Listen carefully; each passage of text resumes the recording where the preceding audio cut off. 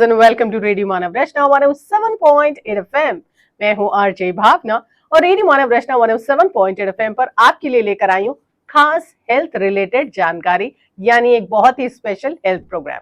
और आज हम बात करने वाले हैं डॉक्टर बीके उपाध्याय से। डॉक्टर बीके उपाध्याय, जो कि डायरेक्टर नेफ्रोलॉजी और kidney transplant accord super speciality hospital, आज हमें बताएंगे कि हम अपनी किडनी का ख्याल कैसे रख सकते हैं और खुदा ना खास्ता अगर आपका किडनी फेलियर का कंडीशन आ गया है या फिर आपकी किडनी फेल हो गई है तो आप एक स्वस्थ जीवन कैसे जी सकते हैं। सो इसके लिए करेंगे उनका स्वागत रेडियो मानव रचना 107.8 एफएम के स्टूडियो में। बहुत बहुत धन्यवाद बुलाने के लिए हमें।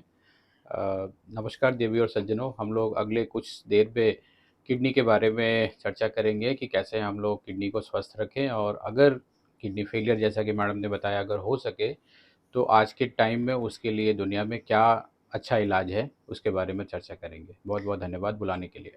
डॉक्टर साहब, अगर मैं बात करूं किडनी फेलियर की, सुनकर ही नाम डर लगता है। किडनी फेलियर यानी वो कंडीशन जब आपकी किडनी अब काम ही नहीं कर रही है। अगर मैं एक अप्रोक्सीमेट डेटा जानना चाहूं तो क्या बहुत कॉमन हो गया है किडनी फेलियर? और अगर हम अपने भारत की बात करें तो अप्रोक्सीमेटली साल में कितने किडनी फेलियर के केसेस आपके पास आते हैं? बड़ा अच्छा सवाल है। किडनी की बीमारियों को पहले ये माना जाता था कि ये हमारे वेस्टर्न वर्ल्ड की बीमारियां हैं, जी। क्योंकि वहाँ पे लाइफस्टाइल लोगों की इतनी अच्छी नहीं होती थी। Diabetes, blood pressure, kidney problems काफ़ी कॉमन होती थी। लेकिन ओवर द टाइम हम लोग जिस तरह से डायबिटीज़ की राजधानी या कैपिटल बन गए हैं, तो किडनी की प्रॉब्लम्स काफ़ी तेज़ी से बढ़ रही हैं। और एक एस्टिमेट के अराउंड 10% लोगों को, मतलब एक काफ़ी डरावना डेटा है कि हमारी पूरी पॉपुलेशन के 10% लोगों में किसी न किसी तरह की किडनी की बीमारी है। अब ये किडनी की बीमारी का मतलब ऐसा नहीं है कि सभी को किडनी फेलियर है और सभी को डायलिसिस या किडनी ट्रांसप्लांट, जो किडनी फेलियर का अल्टीमेट ट्रीटमेंट होता है, उसकी ज़रूरत है। लेकिन 3 से 5 लाख का डेटा है कि जो हर साल किडनी फेलियर लोगों को होता है। जी। लेकिन जो 10% पॉपुलेशन है उसको किसी न किसी स्टेज की बीमारी है, किसी किसी बल्कि ये जो एक फ्रैक्शन है, ये जो सेगमेंट है, उसको बहुत ध्यान रखने की ज़रूरत है जिससे वो किडनी फेलियर जल्दी से डेवलप ना करे। इसके लिए वो किडनी स्पेशलिस्ट या नेफ्रोलॉजिस्ट से मिलते रहे, जिससे कि वो किडनी फेलियर जैसी एंड स्टेज बीमारियों से बच सके वो। समय समय पर अपनी डॉक्टरी जांच करवाना बहुत जरूरी होता है और ये तो मैं हमेशा कहती आई हूँ कि आप साल में अपना एक बार टेस्ट जरूर करवाएं। आप नॉर्मल ब्लड टेस्ट करवा सकते हैं, एलएफटी, केएफटी, ये सारी चीजें बहुत कॉमनली अवेलेबल होती हैं। बस इसे अपने रूटीन में डाल लीजिए, आदत में डाल लीजिए। अब ये तो बात रही टेस्ट करवाने की, लेकिन मान लीजिए डॉक्टर साहब टेस्ट करवाने के बाद पता लगता है कहीं किडनी में कोई परेशानी है, जी। उसके लिए क्या बेटर ट्रीटमेंट होता है? आइडियली तो ये कहा जाता है हम मेडिकेशन से शुरुआत करते हैं, धीरे धीरे डायलिसिस वाली कंडीशन आती है। ये जो स्टेजेस हैं ये कैसे डिसाइड होती हैं और किडनी ट्रांसप्लांट की नौबत कब आती है? जी। जैसा कि आपने बिल्कुल अच्छा एक अवेयरनेस का मैसेज दिया कि हमें किडनी की बीमारी को अर्ली स्टेज में डिटेक्ट करने के लिए, जब तक हमें कोई लक्षण नहीं है उसके पहले ही हम एनुअल हेल्थ चेकअप करा के उसको जानने की कोशिश करें, क्योंकि किडनी फेलियर या किडनी की बीमारियां आमतौर पे बड़ी साइलेंट किलर की कैटेगरी में आती है, जी। कि उसमें आपको कुछ पता भी नहीं चलता है। और आपकी कई बार लोग जॉब के लिए प्री एम्प्लॉयमेंट चेकअप में जब जाते हैं, वहाँ पता चलता है कि उनकी किडनीज फेल है। तो आपने बहुत अच्छा संदेश दिया कि लोग अपना, जो खास करके जिनकी एज 40 के ऊपर है, जिनके परिवार में किडनी की बीमारी रही है या जिनको पहले से बीपी शुगर पता है, वो लोग साल में एक बार ज़रूर किडनी का टेस्ट करा के इसको अर्ली स्टेज में जानने की कोशिश करें। जहाँ तक आपने जैसा का अच्छा सवाल पूछा कि स्टेज कैसे करते हैं, कि क्योंकि किडनी की बीमारी का एक स्टेज किया गया है। तो इसको एक ग्रुप में किया गया है जिसको बोलते हैं क्रॉनिक किडनी डिसीज़। क्रॉनिक का मतलब पुरानी, किडनी अपरेंट है कि क्रॉनिक किडनी डिसीज़ के जी। 5 स्टेजेज होती है। स्टेज 1 बहुत ही अर्ली स्टेज होती, कई बार उसमें बीमारी नहीं पता चलती, लेकिन धीरे-धीरे करके 1 से लेके 5 तक जाता है। और इसको डिसाइड किया जाता है, इसको डिवाइड किया गया है, एक जीएफआर करके एक टेस्ट होता है जिसको जी। ग्लोमेरुलर फिल्ट्रेशन रेट हमारी भाषा में कहते हैं। उसको हम लोग क्रिएटिनिन जो ब्लड का होता है, उसको एज और जेंडर को एक फार्मूला होता है, एक ऐप में भी आजकल अवेलेबल है, उसके बेस पे कर सकते हैं हम लोग। और उससे हम ये जानने की कोशिश करते हैं कि पेशेंट जो अभी आए हैं वो स्टेज 1 में है, 2, 3, 4, 5, तो 1 है सबसे शुरुआती स्टेज, 5 है एंड स्टेज। उसको पहले हम लोग एंड स्टेज रीनल डिसीज भी कहते थे, क्योंकि वो एक ऐसी डिसीज होती है जिसमें आपका सर्वाइवल पेशेंट का बिना किडनी ट्रांसप्लांट या डायलिसिस के नहीं संभव होता है। जी। उसके पहले की जो स्टेज होती है उसमें हम लोग पेशेंट को दवाइयों से ट्रीट करते हैं, और स्टेज 1 से लेके 4 तक जो ट्रीटमेंट का 2 पर्पज़ होता है। एक तो किडनी की बीमारी के बढ़ाव को रोकते हैं कि वो 5 तक जल्दी से ना पहुंच जाए, पेशेंट को एटलीस्ट डायलिसिस या ट्रांसप्लांट जैसे ट्रीटमेंट के लिए मेंटली तैयार किया जा सके। और दूसरा होता है क्योंकि किडनी जब कमज़ोर होती है तो हमारे को बहुत सारी दिक्कतें आती हैं, तो उससे हम कैसे उसको मैनेज कर सकते हैं। तो यूजुअली स्टेज 1 से लेके 4 तक जैसे-जैसे हमारा जीएफआर कम होता जाता है, स्टेज 1 में जीएफआर हमारा 90 ml के आसपास होता है, जो धीरे-धीरे करके स्टेज 5 में 15 से नीचे रह जाता है। तो जी। जब हमारा 15 से नीचे हो जाता है तब हमें पेशेंट को डायलिसिस या ट्रांसप्लांट के लिए काउंसल करते हैं, और 10 के नीचे तो ऑब्वियसली हमें करना ही चाहिए। तो चलिए, ये तो बात रही कि मान लीजिए अर्ली डिटेक्शन हो गया और आपने दवाइयों से शुरुआत की और धीरे धीरे जैसे किडनी की प्रॉब्लम्स प्रोग्रेस करती हैं, किडनी की बीमारी प्रोग्रेस करती है, आप उसका इलाज करवा रहे हैं। पर डॉक्टर साहब, एक कंडीशन वो आ जाती है जहां किडनी फेलियर हो जाता है, और ये अक्सर बहुत कॉमनली अब तो देखा जा रहा है। अगर हम अपनी मेट्रो सिटीज में देखें जहां लाइफस्टाइल डिजीजेस जो है वो बिल्कुल पीक पर है, तो वहां एक कॉमन सिंड्रोम है। तो मैं ये जानना चाहूंगी कि एक बार किडनी फेलियर की कंडीशन आ जाए तो उसका सबसे सही इलाज क्या है? बड़ा अच्छा सवाल है। किडनी फेलियर का जो एक आम भाषा में कहें कि हमारी किडनी अगर ख़राब हुई है, तो उसकी जगह आप नई किडनी लगा दें। जी। तो इस कैटेगरी में ऑब्वियसली किडनी ट्रांसप्लांट ही आता है। तो आपकी किडनी अगर ख़राब है तो आप अपने परिवार के मेंबर से जी। एक किडनी वो करके स्वेच्छा से निकाल के और उसमें एक ऑपरेशन के माध्यम से कर दिया जाता है। जी। किडनी ट्रांसप्लांट हमारे देश में 50 साल से ज़्यादा से हो रहा है, और एक बहुत ही सेफ ऑपरेशन है आज के टाइम में। अगर सर्जन के पॉइंट ऑफ व्यू से देखें तो सर्जन्स इससे भी काफ़ी मुश्किल ऑपरेशंस करते हैं। जी। तो किडनी ट्रांसप्लांट के इम्प्लीकेशंस या बेनिफिट्स ये काफ़ी होते हैं। काफ़ी जो पेशेंट है उसकी लाइफ में बहुत मेजर चेंज आता है, या ये कहें कि आज के टाइम में सर्जिकल में बहुत गेम चेंजर सर्जरी है। लेकिन जी। हाँ, बहुत कॉम्प्लेक्स सर्जरी नहीं होती है। तो इसलिए लोगों को इसके लिए किडनी ट्रांसप्लांट के लिए स्वेच्छा से आना चाहिए। और जैसे कि हम लोग कहते हैं कि अभी इंडियन आर्गन डोनेशन डे इसी संडे को मनाया जाने वाला है, 3 अगस्त को। तो इस में हम लोग यही कहते हैं कि जी आपको 2 किडनी मिली है, एक किडनी से आप पूरी लाइफ अपनी अच्छे से जी सकते हैं। जी। दूसरी लाइफ अगर हम बोलें तो अगर कार से कंपेयर करें तो वो स्टेपनी की तरह आपको मिली है, जी। कि जभी भी आपकी किसी के आपके परिवार में ज़रूरत है आप उसको दे सकें। जिससे कि वो भी एक फ्रूटफुल और full of energy life lead कर सके जिसको जी। किडनी की बीमारी हुई है।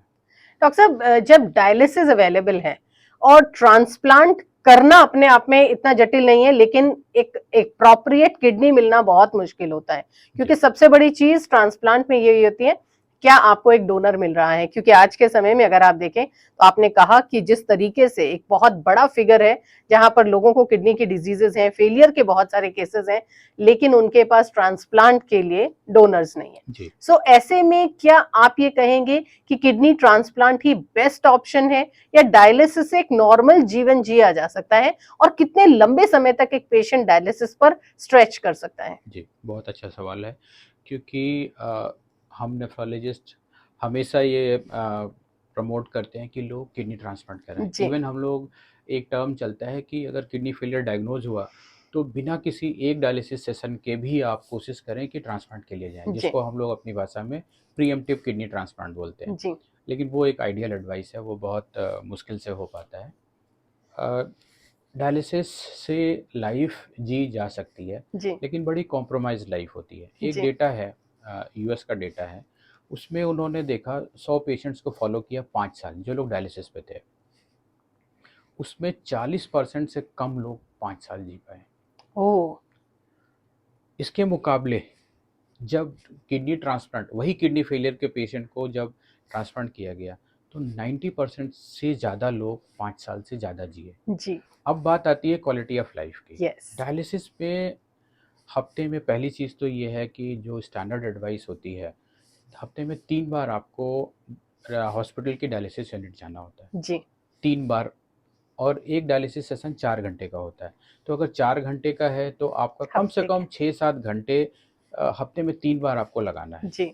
अच्छा, यूजुअली हमारे जो डायलिसिस पेशेंट्स होते हैं, चूँकि उनकी बड़ा बॉडी एक कैटाबॉलिक फ़ेज़ में होती है, तो उनके साथ किसी न किसी एक परिवार के सदस्य को मिनिमम एक जाना होता है। जी। तो हफ्ते में 3 दिन 2 लोगों का वो कुछ और नहीं शायद कर सकते हैं। यस। उनके लिए काफ़ी मुश्किल होता है। बिल्कुल। तो अगर हम देखें तो ये उनका काफ़ी रूटीन डिस्टर्ब होती है, प्रोफ़ेशनली डिस्टर्ब होते हैं 2 लोग कम से कम।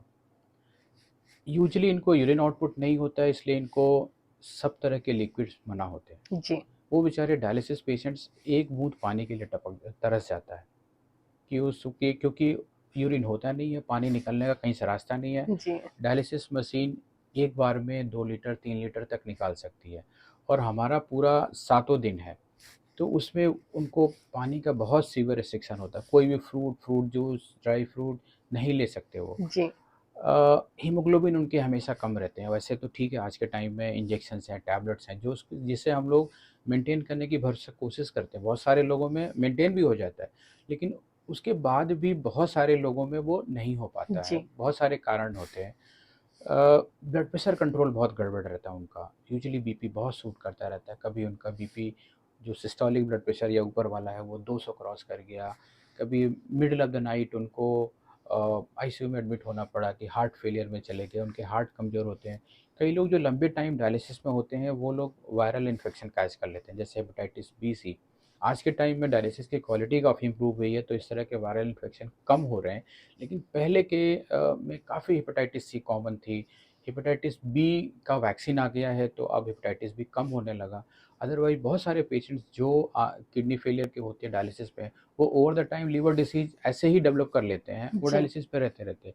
तो उनकी ना क्वालिटी ऑफ लाइफ बहुत ख़राब रहती है। उनकी हार्ट की पंपिंग बहुत वीक रहती है, उनको स्ट्रोक होने के बड़े चांस रहते हैं, हार्ट ब्लॉकेज होने के बड़े चांस रहते हैं, और उनको ये 365 दिन मेंटेन करने हैं। उनको पहली जनवरी को भी डायलिसिस पे आना है, 31 दिसंबर को भी आना है, और उन्होंने अगर आधा लीटर भी कोई भी तरह का लिक्विड अगर ज़्यादा कंज़्यूम कर लिया, तो वो बेचारे सीधा आईसीयू में लैंड करते हैं। जी। ये प्रॉब्लम इतनी ट्रांसप्लांट के साथ नहीं है, क्योंकि वहाँ पे जैसे ही किडनी चलती है, आपका यूरिन आउटपुट रिस्टोर हो जाता है, आप 2-3 लीटर हो जाता है, आप आराम से चीज़ें, कम से कम पानी तो पी सकता है। जी। वरना डायलिसिस पे रहते-रहते आप 40 डिग्री टेम्परेचर पे भी आप पानी नहीं पी सकते। तो डायलिसिस पे एक तो हमारी क्वालिटी ऑफ लाइफ बहुत जी। कॉम्प्रोमाइज़ है, ओवरऑल सर्वाइवल बहुत कम होता है ट्रांसप्लांट के मुकाबले। इसीलिए हम लोग कहते हैं कि जहाँ भी संभव हो लीगली आप किडनी ट्रांसप्लांट के लिए प्रोसीड करें। सो दोस्तों, जब कभी भी आप डॉक्टर्स को ये कहते हुए सुनते होंगे ना कि किडनी का सबसे सही इलाज फेलियर होने का है ट्रांसप्लांट, तो इसका मतलब ये नहीं है कि वो चाहते हैं कि कोई अपनी किडनी निकाले, डोनेट करे और आपको दे दे। दरअसल वो आपकी क्वालिटी ऑफ लाइफ को रिस्टोर करना चाह रहे हैं। डायलिसिस से होने वाली परेशानी और लाइफ एक्सपेक्टेंसी कम होना एक बहुत बड़ा कारण है कि किडनी में अगर आपको कोई भी फेलियर के चांसेस लगते हैं या किसी को किडनी फेलियर है, तो वो ट्रांसप्लांट उनके लिए सबसे सही और सटीक इलाज है। डॉक्टर साहब, आप जानते हैं किडनी की बीमारी क्या बच्चों में भी प्रेवलेंट है या सिर्फ एडल्ट्स में ही किडनी की बीमारी होती है? किडनी की बीमारी हर एज ग्रुप में होती है, बच्चों में भी होती है, बड़ों में भी होती है। बच्चों में किडनी की बीमारी के अलग रीज़न होते हैं। ऑफ कोर्स बच्चों में डायबिटीज़ या पहले से ब्लड प्रेशर या एज, इनका इफ़ेक्ट नहीं होता, लेकिन कई बच्चों में पैदाइशी किडनी की बनावट में ही दिक्कत होती है उनकी। जी। कई लोगों में कई तरह की बीमारियां होती हैं, तो जो वो जेनेटिक है या इनहेरिटेड है कुछ चीज़ें, या उनकी जो कंजेनिटल प्रॉब्लम्स होती, बनावट में प्रॉब्लम है, उसकी वजह से उनको किडनी फेलियर होता है। हम लोग भी अपने हॉस्पिटल में एक 5 साल के बच्चे का हम लोगों ने किडनी ट्रांसप्लांट किया था। उसकी भी उसकी पैदाइशी दिक्कत थी, उसको किडनी फेलियर हुआ था। उसको कुछ टाइम तक हम लोगों ने डायलिसिस से मेंटेन किया, फिर उसके बाद उसकी मदर आगे आई। उनकी मदर की भी एज 30-32 साल की थी, जी। और उन्होंने किडनी डोनेट किया, और वो बच्चा ठीक है, अब स्कूल जाने लगा है, और एक नॉर्मल बच्चे की तरह बिहेव कर रहा है। एक और इंटरेस्टिंग बात मैं बताना चाहूँगा कि जी। उस बच्चे की मदर ने डोनेशन के बाद एक तो काम बहुत अच्छा किया, उसके बाद डोनेशन के 1 डेढ़ साल के बाद वो वापस से मदर बनी। ओह। और अभी उस जो 5 साल का जो जिसका ट्रांसप्लांट हुआ है, उसकी एक छोटी बहन हुई है।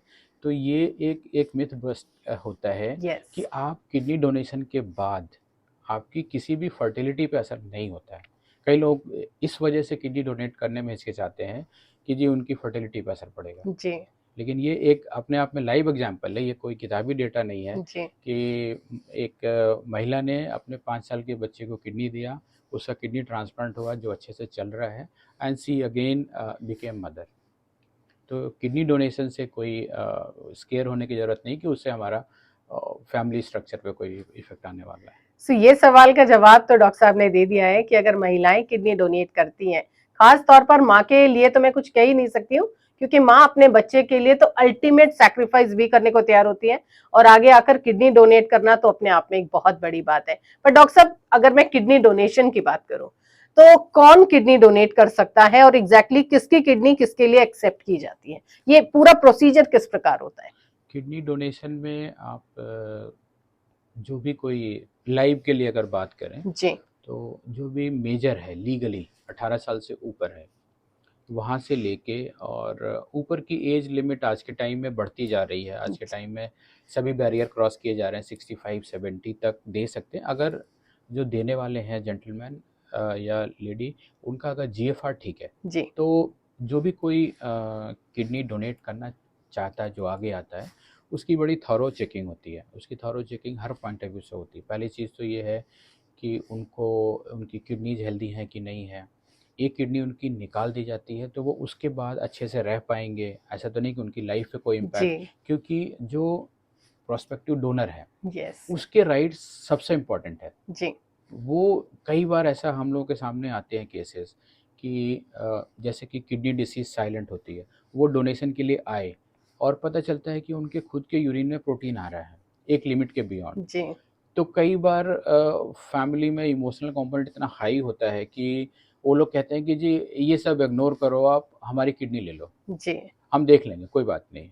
खास करके पेरेंट्स वाले में आता है कि वो बिल्कुल। कहते हैं कि जी ये बहुत छोटी मोटी बात है, आप इसको इग्नोर करो। जी। लेकिन तब हम लोग तब भी ऐसे डोनर्स को एक्सेप्ट नहीं करते हैं या उनको ट्रीट करने के लिए बोलते हैं कि जी आप बीमार हो। तो डोनर का जो राइट होता है या उसकी सेफ्टी होती है, वो सबसे ज़्यादा इम्पोर्टेंट होती है। जी। तो हम लोग एक तो इस एंड से देखते हैं कि उनकी किडनीज ठीक है, कोई हार्ट की प्रॉब्लम तो नहीं है, वो मेजर ऑपरेशन बर्दाश्त कर पाएंगे, क्योंकि कुछ भी लोग वो कहते रहे किडनी डोनेशन के बारे में, लेकिन किडनी निकालना किसी भी पर्सन के लिए, चाहे जी। हेल्दी पर्सन से, एक बहुत मेजर सर्जरी होती है।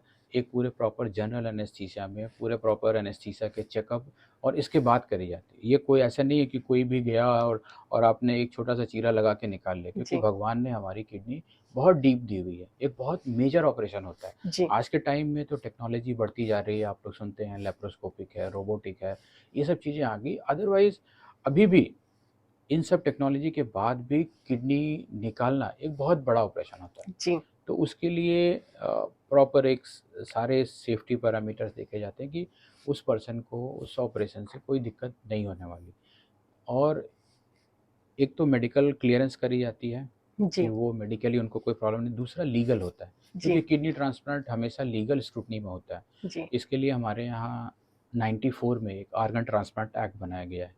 उसमें एक प्रॉपर जो कमेटीज़ हैं सेंट्रल गवर्नमेंट की बनाई हुई, वो सब डेटा मॉनिटर करती हैं। जी। तो इसलिए आपको लीगल सारे क्लियरेंसेज, इन हाउस कमेटी होती है हॉस्पिटल की, अगर आपने एक सर्टेन नंबर ऑफ ट्रांसप्लांट कर लिया है। नहीं तो डिस्ट्रिक्ट लेवल पे जो अप्रोप्रिएट अथॉरिटी होती है, जी। Headed by usually civil surgeon, वो मॉनिटर करती है। जब वो गो अहेड और क्लियरेंस प्रॉपर इन राइटिंग करते हैं, तभी कोई ट्रांसप्लांट अंडरटेक किया जाता है। तो ये तो बात रही लाइव ट्रांसप्लांट की, यानी आपके परिवार के कोई सदस्य या फिर आपके दूर के रिश्तेदार या कोई ऐसी शख्सियत जिनकी किडनी आपसे मैच हो जाती है और आप उनसे ट्रांसप्लांट करवा पाते हैं। डॉक्टर साहब, एक दूसरा ऑप्शन है, और वो ये है कि जब आपके जीवन खत्म हो जाए, कैडेवर। कैडेवर डोनेशन कितनी कॉमन है हमारे भारत में, और क्या कैडेवर डोनेशन को हम प्रमोट करते हैं? और मान लीजिए कि एक इंसान जो वैसे बिल्कुल स्वस्थ था और खुदा ना खास्ता अगर उनकी मृत्यु हो जाती है किसी भी कंडीशन में, तो उसकी जो किडनीज हैं वो एग्जैक्टली कैसे डोनेट की जाती हैं और ट्रांसप्लांट कैसे किया जाता है? जी।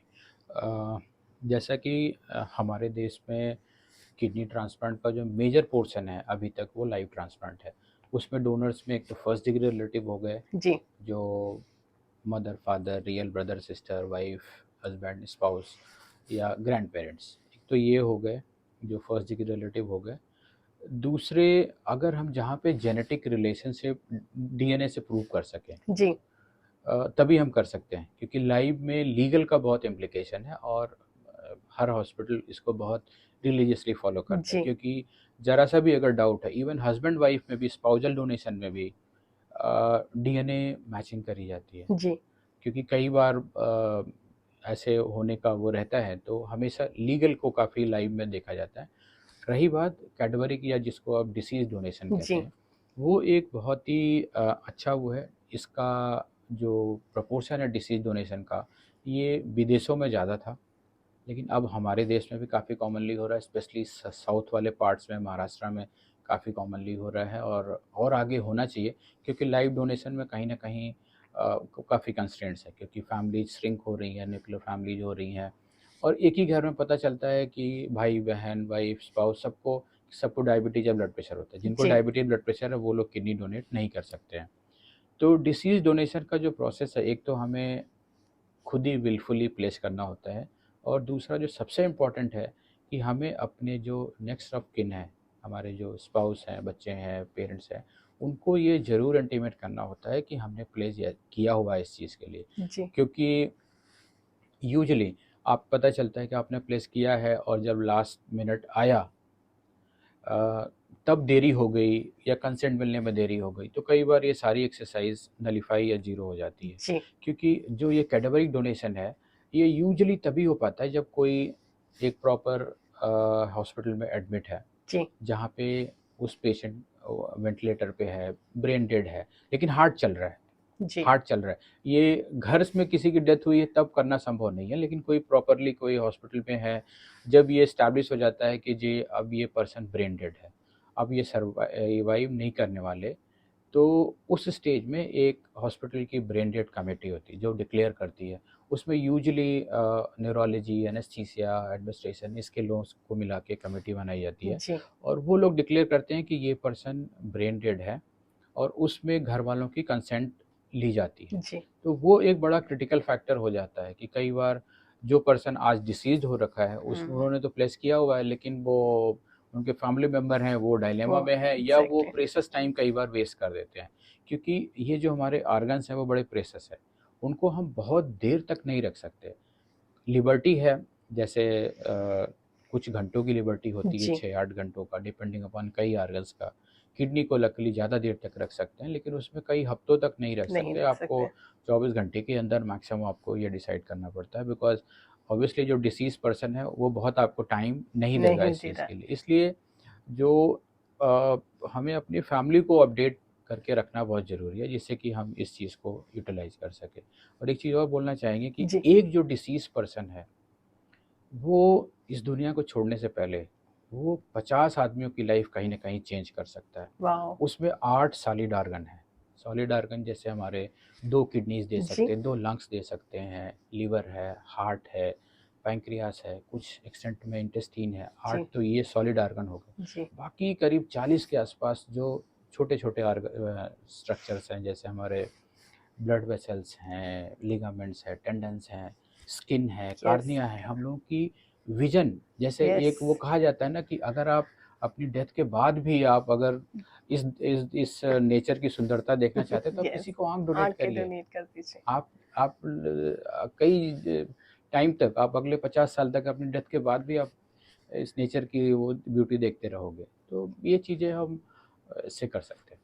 तो ये अभी तक तो हमने बात की है डोनेशन की, चलिए अब बात करते हैं मिथ्स की। बहुत सारे लोग हैं इस दुनिया में जो ना तो डोनेशन के लिए आगे आते हैं क्योंकि उन्हें ऐसा लगता है कि बहुत सारे जो मिसकंसेप्शंस हैं या कहना चाहिए मिथ्स हैं, उनके कारण हमारे भारत में खास तौर पर मैं देखूं तो डोनेशन बहुत ही कम है। किस प्रकार के मिसकंसेप्शंस या मिथ्स हैं? बहुत सारे, ये बहुत बड़ा सवाल है। जी एक तो क्या है कि कई लोगों को लगता है कि मैं डोनेट तो करूँगा, इस किडनी का या इस मेरे ऑर्गन का होगा क्या?